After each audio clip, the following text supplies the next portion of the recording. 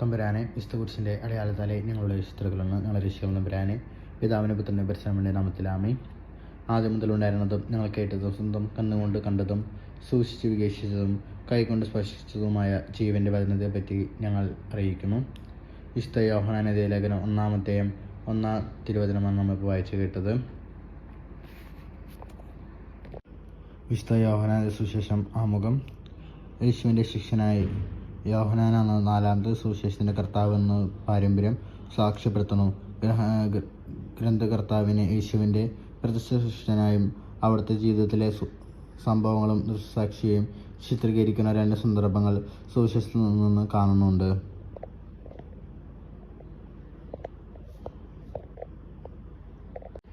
യേശുവിൻ്റെ വ്യക്തിത്വത്തെ വെളിപ്പെടുത്തുന്ന അവിടുത്തെ വാക്കുകളും പ്രവൃത്തികളുമാണ് ഈ സുവിശേഷത്തിൻ്റെ ഉള്ളടക്കം. ഇവയുടെ ബാഹ്യമായ വിശദങ്ങളിൽ തങ്ങി നിൽക്കാതെ അന്തരാർത്ഥങ്ങളിലേക്ക് ചൂഴ്ന്നിറങ്ങി യേശുവിൽ പൂർത്തിയായത് രക്ഷാകര രഹസ്യം വെളിപ്പെടുത്താനാണ് ഗ്രന്ഥകർത്താവിൻ്റെ ശ്രമം. അങ്ങനെ എല്ലാവരും യേശുവിൻ്റെ വ്യക്തിത്വത്തിൻ്റെ അതിൻ്റെ എല്ലാ സുവിശേഷതകളോടുകൂടെ മനസ്സിലാക്കി വിശ്വാസത്തിൽ എത്തിച്ചേരാനും അതുവഴി നിത്യജീവൻ പങ്കുചേരാൻ ഇടയാക്കണമെന്ന് അദ്ദേഹം അഭിലഷിക്കുന്നു. ഇക്കാരണത്താൽ വിശ്വാസത്തിൻ്റെ സുവിശേഷം എന്നും ജീവൻ്റെ സുവിശേഷമെന്ന് ഇതിനെ വിശേഷിപ്പിക്കാറുണ്ട്. ശിഷ്യന്മാരുടെ മുമ്പാകെ പ്രവർത്തിച്ച അടയാളങ്ങളുടെ ഒരു പാരമ്പര്യമായിട്ടാണ് യേശുവിൻ്റെ പ്രവർത്തനങ്ങളെ സുവിശേഷകൻ കാണുന്നത്. ഈ കാഴ്ചപ്പാടിന് ഇണങ്ങിയ ശൈലിയിൽ സംസ്കാരവും മതപരവുമായ സിദ്ധാന്തങ്ങളെയും ഭാഷാസങ്കേതങ്ങളുടെയും സഹായത്തോടെ തൻ്റെ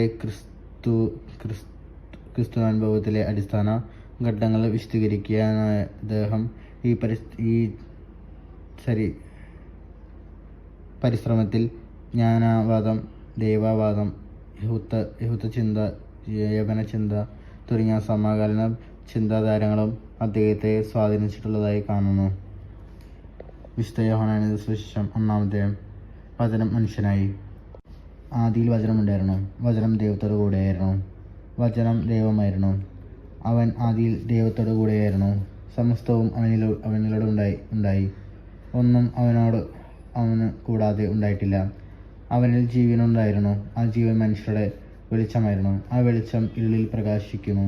അതിനെ കീഴടക്കാൻ ഇരുളിന് കഴിഞ്ഞില്ല. ദൈവം അയച്ചൊരു മനുഷ്യനുണ്ടായിരുന്നു. അവൻ്റെ പേര് യോഹന്നാൻ എന്നാണ്. അവൻ സാക്ഷ്യത്തിനായി വന്നു. വെളിച്ചത്തിനായി സാക്ഷ്യം നൽകാൻ, അവൻ വഴി എല്ലാവരും വിശ്വസിക്കാൻ. അവൻ വെളിച്ചമായിരുന്നില്ല. വെളിച്ചത്തിനെ സാക്ഷ്യം നൽകാൻ വന്നവനാണ്. എല്ലാ മനുഷ്യരെയും പ്രകാശിപ്പിക്കുന്ന യഥാർത്ഥ വെളിച്ചം ലോകത്തിലേക്ക് വരുന്നുണ്ടായിരുന്നു. അവൻ ലോകത്തിലായിരുന്നു. ലോകം അവനിലൂടെ സൃഷ്ടിക്കപ്പെട്ടു. എങ്കിലും ലോകം അവനെ അറിഞ്ഞില്ല. അവൻ സ്വജനത്തിൻ്റെ അടുത്തേക്ക് വന്നു, എന്നാൽ അവർ അവനെ സ്വീകരിച്ചില്ല.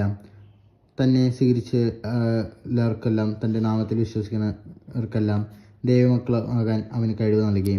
അവർ ജനിച്ചതും രക്തത്തിൽ നിന്നോ ശാരീരിക ബലത്തിൽ നിന്നോ പുരുഷൻ്റെ ഇജ്ജയിൽ നിന്നോ അല്ല, ദൈവത്തിൽ നിന്നത്രേ. വചനമാംസമായി നമ്മുടെ ഇടയിൽ വസിച്ചു. അവൻ്റെ മഹത്വം നമ്മൾ ദർശിച്ചു. കൃപയും സത്യവും നിറഞ്ഞതും പിതാവിൻ്റെ ഏകജാതത്വമായ മഹത്വം.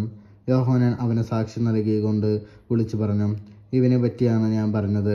എൻ്റെ പിന്നാലെ വരുന്നവൻ എന്നേക്കാൾ വലിയവനാണ്, കാരണം എനിക്ക് മുമ്പ് തന്നെ അവൻ ഉണ്ടായിരുന്നു. അവൻ്റെ പൂർണ്ണതയിൽ നിന്ന് നാം എല്ലാം കൃപയ്ക്കുമേൽ കൃപ സ്വീകരിച്ചിരുന്നു. എന്തുകൊണ്ടെന്നാൽ നിയമം മോശമായി നൽകപ്പെട്ടു, കൃപയും സത്യവുമാകട്ടെ യേശു ക്രിസ്തു വഴി ഉണ്ടായി.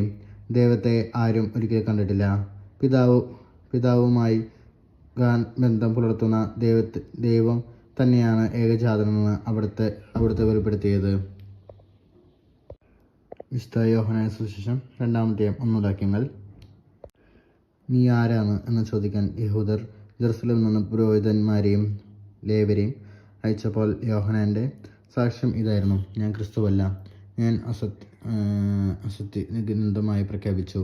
അവർ ചോദിച്ചു, എങ്കിൽ പിന്നെ നീ ആരാണ്? ഏലിയായോ? അല്ല എന്ന് അവൻ പ്രതിവചിച്ചു. അവർ വീണ്ടും ചോദിച്ചു, എങ്കിൽ നീ പ്രവാചകനാണോ? അല്ല എന്ന് അവൻ മറുപടി നൽകി. അവർ വീണ്ടും ചോദിച്ചു, എങ്കിൽ നീ ആരാണ്? അങ്ങനെയെങ്കിൽ നീ ആരാണ്? ഞങ്ങളെ അയച്ചവർക്ക് ഞങ്ങൾ എന്തു മറുപടി കൊടുക്കണം? നിന്നെക്കുറിച്ച് തന്നെ നീ എന്തു പറയണു? അവൻ പറഞ്ഞു, ഏഷ്യാ ദീർഘദർശി പ്രവചിച്ചതുപോലെ കർത്താവ് തൻ്റെ വഴികൾ നേരെയാക്കുവാൻ എന്നും മരുഭൂമിയിൽ വിളിച്ചു പറയുന്നവൻ്റെ ശബ്ദമാണ് ഞാൻ. ഫരിസേയരും അവരെ അയച്ചത് അവർ അവനോട് ചോദിച്ചു, നീ ക്രിസ്തുവോ ഏലിയയോ പ്രവാചകനോ അല്ലെങ്കിൽ പിന്നെ സ്നാനം നൽകാൻ കാരണമെന്ത്?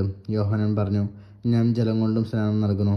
എന്നാൽ നിങ്ങൾ അറിയാതെ ഒരുവൻ നിങ്ങളുടെ മധ്യേ നിൽപ്പുണ്ട്. എൻ്റെ പിന്നാലെ വരുന്ന അവൻ്റെ ചെരുപ്പിൻ്റെ വാറഴിക്കുവാൻ പോലും ഞാൻ യോഗ്യനല്ല. യോഹന്നാൻ സ്നാനം നൽകിക്കൊണ്ടിരുന്ന ജോർദാൻ്റെ അക്കരെ ബെഥനിയയിലാണ് ഇത് സംഭവിച്ചത്. ദൈവത്തിൻ്റെ കുഞ്ഞാട്. അടുത്ത ദിവസം യേശു തൻ്റെ അടുത്തേക്ക് വരുന്നത് കണ്ട് അവൻ പറഞ്ഞു, ഇതാ ലോകത്തിൻ്റെ പാപം നീക്കുന്ന ദൈവത്തിൻ്റെ കുഞ്ഞാട്. എൻ്റെ പിന്നാലെ വരുന്നവൻ എന്നേക്കാൾ വലിയവനാണ്. ഞാൻ പറഞ്ഞത് ഇവനെ പറ്റിയാണ്.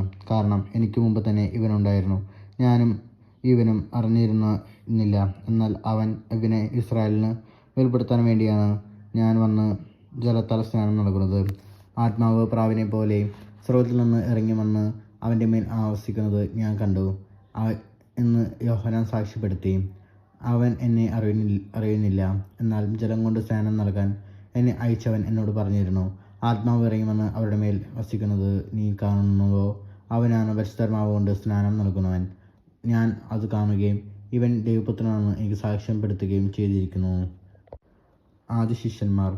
അടുത്ത ദിവസം യോഹന്നാൻ തൻ്റെ ശിഷ്യന്മാരിൽ 2 പേരുടെ കൂടെ നിൽക്കുമ്പോൾ യേശു നടന്നു വരുന്നത് കണ്ടു. പറഞ്ഞ്, ഇതാ ദൈവത്തിൻ്റെ കുഞ്ഞാട്. അവൻ പറഞ്ഞു കേട്ട് ആ 2 ശിഷ്യന്മാർ യേശുവിനെ അനുഗമിച്ചു.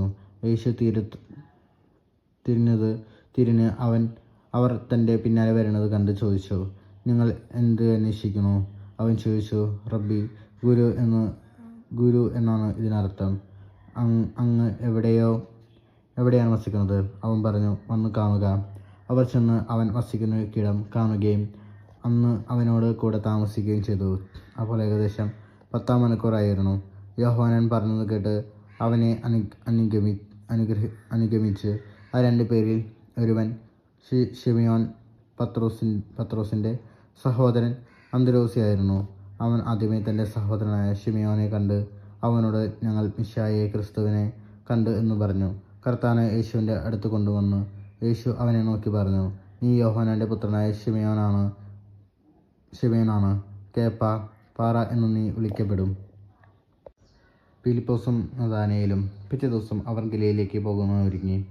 ഫിലിപ്പോസിനെ കൊണ്ട് പോൾ യേശു അവനോട് പറഞ്ഞു, എന്നെ അനുഗമിക്കുക. ഫിലിപ്പോസ് അന്ത്രയോസിൻ്റെയും പത്രോസിൻ്റെയും പട്ടണമായ ബെത്സയിയിൽ നിന്നുള്ളവനായിരുന്നു.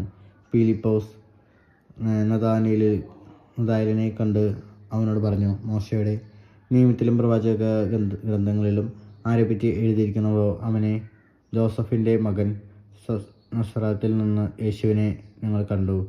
നഥാനയേൽ ചോദിച്ചു, നസറത്തിൽ നിന്ന് എന്തെങ്കിലും നന്മ ഉണ്ടാകുമോ? ഫിലിപ്പോസ് പറഞ്ഞു, വന്നു കാണുക. നഥാനയേൽ തൻ്റെ അടുത്തേക്ക് വരുന്നത് കണ്ടു. യേശു അവനെ പറ്റി പറഞ്ഞു, ഇതാ നിഷ്കപടനായ ഒരു യഥാർത്ഥ ഇസ്രായേൽക്കാരൻ.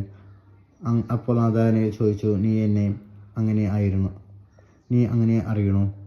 യേശു മറുപടി പറഞ്ഞു, ഫിലിപ്പോസ് നിന്നെ വിളിക്കുന്നത് മുമ്പ് നീ അത്തിമരത്തിൽ ചുവട്ടിൽ ഇരിക്കുമ്പോൾ ഞാൻ നിന്നെ കണ്ടു. നഥാനയേൽ പറഞ്ഞു, റബ്ബി, അങ്ങ് ദൈവപുത്രനാണെന്ന് ഇസ്രായേലിൻ്റെ രാജാവാണെന്ന് യേശു പറഞ്ഞു. അത്തിമരത്തിൻ്റെ ചുവട്ടിൽ നിന്ന് കണ്ട് എന്ന് ഞാൻ പറഞ്ഞത് കൊണ്ട് നീ എന്നിൽ വിശ്വസിക്കുന്നു അല്ലേ? എന്നാൽ ഇതിനേക്കാൾ വലിയ കാര്യങ്ങൾ നീ കാണും.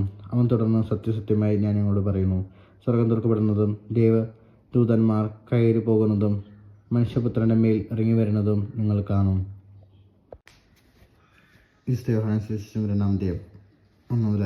കാനയിലെ വിവാഹം വരണം. 3-ാം ദിവസം ഗലീലയിലെ കാനയിൽ ഒരു വിവാഹം വിരുന്ന് നടന്നു. യേശുവിൻ്റെ അമ്മ അവിടെ ഉണ്ടായിരുന്നു. യേശുവും ശിഷ്യന്മാരും വിരുന്ന് ക്ഷണിക്കപ്പെട്ടിരുന്നു. അവിടെ വീൻ തീർന്നു പോയപ്പോൾ യേശുവിൻ്റെ അമ്മ അവനോട് പറഞ്ഞു, അവർക്ക് വീനില്ല. യേശു അവളോട് പറഞ്ഞു, സ്ത്രീയെ, എനിക്കും നിനക്കും എന്ത്? അവൻ്റെ സമയം ഇനിയും ആയിട്ടില്ല. അവൻ്റെ അമ്മ പരിചാരകരോട് പറഞ്ഞു, അവൻ നിങ്ങളോട് പറയുന്നത് ചെയ്യുവിൻ. യഹൂദരുടെ ശുദ്ധീകരണത്തിനുള്ള വെള്ളം നിറയ്ക്കുന്ന 6 കൽഭരണികൾ അവിടെ ഉണ്ടായിരുന്നു. ഓരോന്നിൽ 2-3 അളവ് കൊള്ളുമായിരുന്നു. ഭരണികൾ വെള്ളം നിറയ്ക്കുവാൻ എന്ന് യേശു അവർ കൽപ്പിച്ചു. അവർ അവയെല്ലാം മക്കളും നിറച്ചു. ഇനി പകർന്ന് കളവക്കാരുടെ അടുത്ത് കൊണ്ടുചെല്ലുവാൻ അവൻ പറഞ്ഞു. അവർ പ്രകാരം ചെയ്തു. കളവക്കാർ വീഞ്ഞായി മാറിയ വെള്ളം രുചിച്ചു നോക്കി. അത് എവിടെ നിന്നോ അവർ അറിഞ്ഞില്ല. എന്നാൽ വെള്ളം കോരിയ പരിചാരകർ അറിഞ്ഞിരുന്നു. അവൻ മണവാളനെ വിളിച്ചു പറഞ്ഞു, എല്ലാവരും മേൽത്തരം വീഞ്ഞ് ആദ്യം വിളമ്പുന്നു. അതിഥികൾക്ക് ലഹരി പിടിച്ചു കഴിയുമ്പോൾ താഴ്ന്നു തരവും. എന്നാൽ നീ നല്ല വീഞ്ഞ് ഇതുവരെയും സൂക്ഷിച്ചുവെച്ചോ. യേശുവിൻ്റെ മഹത്വം വെളിപ്പെടുത്തിയതിന് പ്രവർത്തിച്ച് അടയാളങ്ങളുടെ ആരംഭമാണ് ഗലീലയിലെ കാനയിൽ ചെയ്ത ഈ അത്ഭുതം. അവൻ്റെ ശിഷ്യന്മാർ അവനിൽ വിശ്വസിച്ചു. ഇതിനുശേഷം അവൻ തൻ്റെ അമ്മയോട് സഹോദരന്മാരോടും ശിഷ്യന്മാരുടെ കൂടെ കഫർനാമിലേക്ക് പോയി. അവർ അവിടെ ഏതാനും ദിവസം താമസിച്ചു. യേശു ദേവാലയം ശുദ്ധീകരിക്കുന്നു. യഹൂദരുടെ പെസഹ അടുത്തിരുന്നാൽ യേശു ജെറുസലേമിലേക്ക് പോയി. കാള, ആട്, പ്രാവ് എന്നിവ വിൽക്കുന്നവരെയും നാണയം മാറ്റിയിരിക്കുന്നവരെയും ദേവാലയത്തിൽ അവർ കണ്ടു.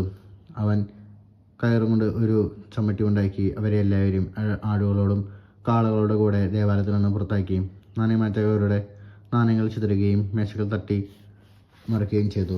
പ്രാവുകളെ വിൽക്കുന്നവരോട് അവൻ കൽപ്പിച്ചു, ഇവയെ ഇവിടെ നിന്ന് എടുത്തുകൊണ്ട് പോകുവിൻ.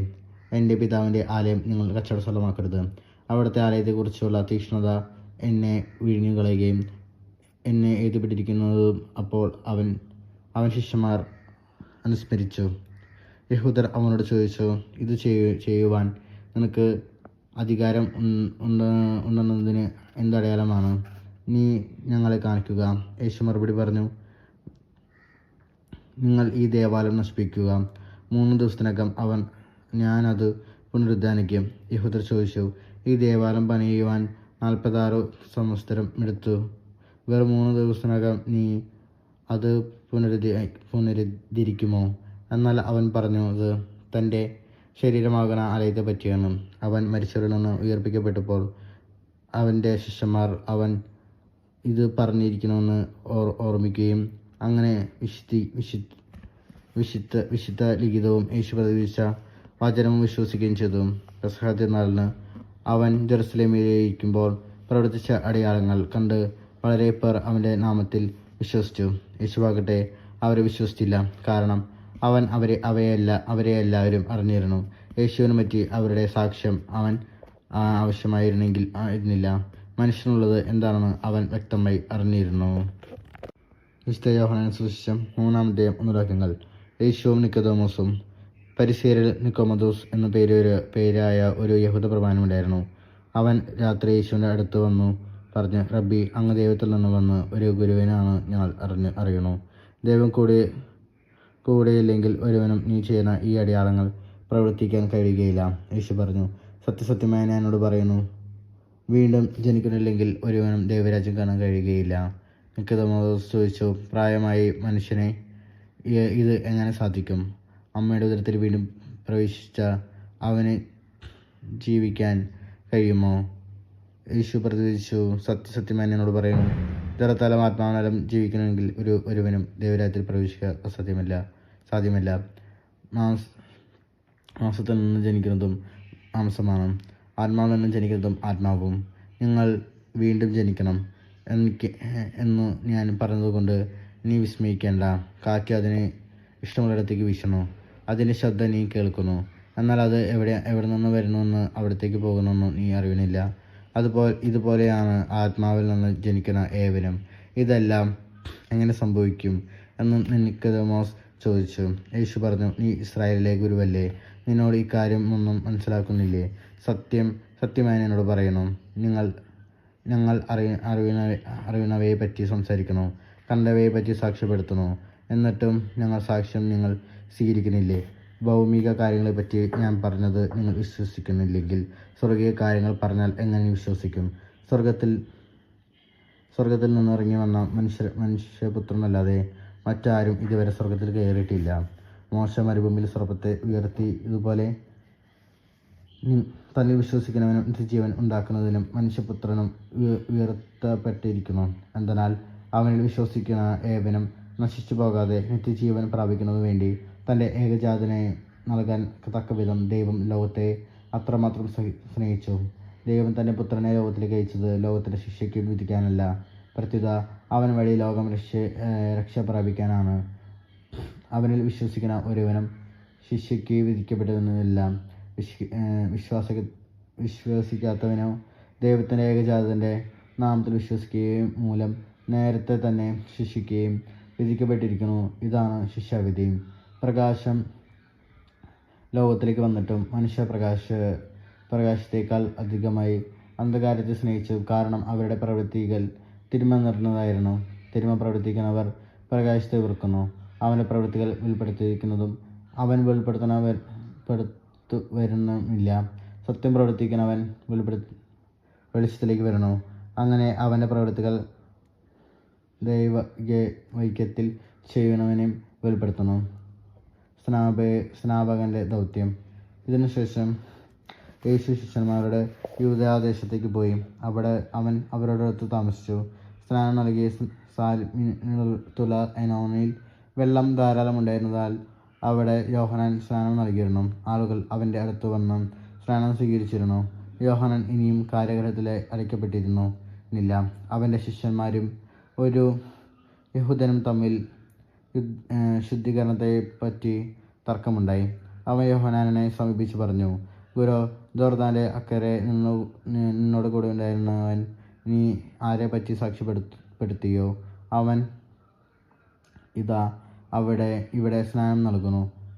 എല്ലാവരും അവൻ്റെ അടുത്തേക്ക് പോവുകയായിരുന്നു. യോഹന്നാൻ പ്രതിവചിച്ചു, സ്വർഗ്ഗത്തിൽ നിന്നും നൽകപ്പെടുന്നില്ലെങ്കിൽ അവർക്ക് ഒന്നും സ്വീകരിക്കാൻ സാധിക്കുകയില്ല.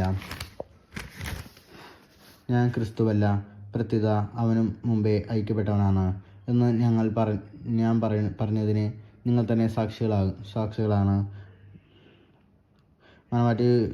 മനവാട്ടിയുള്ളവനാണ് മണവാളൻ. അടുത്തുനിന്ന് മണവാളനെ ശ്രവിക്കുന്ന സ്നേഹിതൻ അവൻ്റെ സ്വരത്തിൽ വളരെ സന്തോഷിക്കുന്നു. അതുപോലെ എൻ്റെ ഈ സന്തോഷം ഇപ്പോൾ പൂർണ്ണമായിരിക്കുന്നു. അവൻ വളരുകയും ഞാൻ കുറയുകയും വേണം.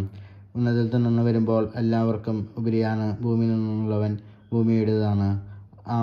അവൻ ഭൗമിക കാര്യങ്ങളിൽ സംസാരിക്കുകയും ചെയ്യുന്നു. സ്വർഗ്ഗത്തിൽ നിന്ന് വരുന്നവൻ എല്ലാവർക്കും ഉപരിയാണ്. അവർ കാണുകയും കേൾക്കുകയും ചെയ്തതിനെ പറ്റി സാക്ഷ്യപ്പെടുത്തുന്നു. എങ്കിലും അവൻ്റെ സാക്ഷ്യം ആരും സ്വീകരിക്കുന്നില്ല. അവൻ്റെ സാക്ഷ്യം സ്വീകരിക്കുന്നവൻ ദൈവം സത്യവാനാണ് എന്നതിനും ഉത്തരവയ്ക്കുന്നു. ദൈവം അയച്ചവൻ ദൈവത്തിൻ്റെ വാക്കുകൾ സംസാരിക്കുന്നു. ദൈവം ആളെന്നല്ല ആത്മാവിനെ കൊടുക്കുന്നത്. പിതാവ് പുത്രനെ സ്നേഹിക്കുന്നു. എല്ലാം അവൻ്റെ കൈകളിൽ ഏൽപ്പിക്കുകയും ചെയ്തിരിക്കുന്നു. പുത്രനിൽ വിശ്വസിക്കുന്നതും നിത്യജീവൻ ലഭിക്കുന്നു. എന്നാൽ പുത്രനെ അനുസരിക്കാത്തവൻ ജീവൻ ദർശിക്കുകയില്ല. ദൈവകോപം അവൻ്റെ മേലുണ്ട്. നമ്മുടെ തായ്ക്കും സഹായിക്കും സ്തുതിയും സ്വർസ്നാപിതാവിന്റെ നാമം പൂജിതമാകണമേ. എൻ്റെ രാജ്യഭരണമേ, അടുത്തൊരു മനസ്സത്തിലെ പോലും പോലുമാകണമേ. അന്നോട് ആഹാരം വിതരണമേ.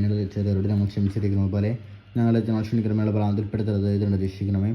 ഞാൻ പറയുമേ സ്വസ്തികർത്താവെങ്കിലൂടെ സ്ത്രീകൾ അനുഗ്രഹമാവുന്നതിൽ ഫലമായി ഈശോ അനുഗ്രഹമാകുന്നു. പരിശുദ്ധം പറയുമ്പോൾ ബ്രാൻഡുമേയും പാപികളാൽ നമുക്ക് വേണ്ടി ഇപ്പോൾ എന്ന് പറയുന്ന സമയത്ത് ബ്രാൻഡ് ഉപേക്ഷിക്കണമേ. പിതാമ്പത്തിനും പരിസ്ഥലമാകുന്ന സ്തുതിയും അതിലെ പോലെ ഇപ്പോൾ നിൽക്കാമേ.